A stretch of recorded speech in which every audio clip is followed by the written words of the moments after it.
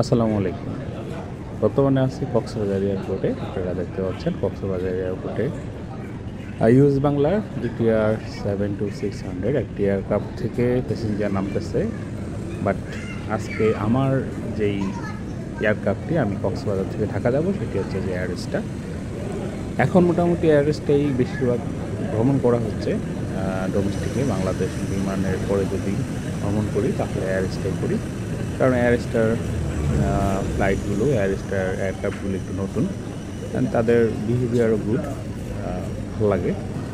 তো দেখতে পাচ্ছেন এয়ারএসটা এই ফ্লাইটটা করে হচ্ছে যে ঢাকা যাব, সেটা জাস্ট ঢাকা থেকে ল্যান্ড করলো। ল্যান্ড করার পরে হচ্ছে যে প্যাসেঞ্জারগুলো নামতেছে।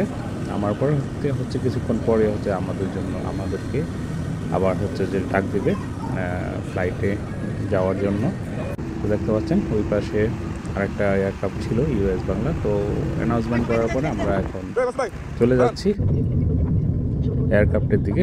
অ্যান্ড কিছুক্ষণ পর এই এয়ারক্রাফটটি হচ্ছে যে ট্যাক্সি করে রানওয়ের দিকে যাচ্ছে। যেহেতু আপনারা জানেন কক্সবাজার এয়ারপোর্টের যে রানওয়ে সেটা একটা পাশে গিয়ে ওইখান থেকে ইউটার্ন নিয়ে দেন হচ্ছে যে একদম টোটালি ফ্লাইং করার জন্য, টেক অফ করার জন্য তারপর হচ্ছে অ্যাপ্রোচ হয়।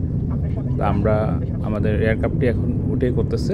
একদম দেখতে পাচ্ছেন এই যে এটা হচ্ছে যে একদম মানে এখান থেকে হচ্ছে যে মূলত এখন বিমানটি হচ্ছে যে টেক অফের উদ্দেশ্যে তার ইঞ্জিনের গতি বৃদ্ধি করে চলে যাবে। আপনারা এখনই দেখতে পারবেন কক্সবাজারের মনোমুগ্ধকর একটি সুন্দর টেক অফ। কক্সবাজার থেকে যখন যে কোনো এয়ারক্রাফট যখন টেক অফ করে, যদি আকাশ ওয়েদার খুব ভালো থাকে তখন কিন্তু খুব সুন্দর সাগরের দৃশ্যটা দেখা যায়। ঝাউবনের পাশে সাগরের যেই ঢেউয়ের যে একটা ফেনার মতো হয় সেগুলো খুব সুন্দর লাগে। এই যে দেখতে পাচ্ছেন, যেটা বলতেছিলাম, মানে এই দৃশ্যটা উপর থেকে অনেক ভালো লাগে আমার কাছে। যাই হোক, আমাদের এয়ারস্টার এটিআরটি অলমোস্ট আল্লাহর রহমতে টেক অফ করে ফেললো। আমরা এখন আকাশের উপরে, আর আকাশের ওয়েদারটা আজকে খুবই খারাপ ছিল, একদমই মেঘলা, মানে টোটালি ক্লাউডি একটা বিষয় দেখতে পাচ্ছেন আপনারা, মানে ভিজিবিলিটি নাই বললেই চলে।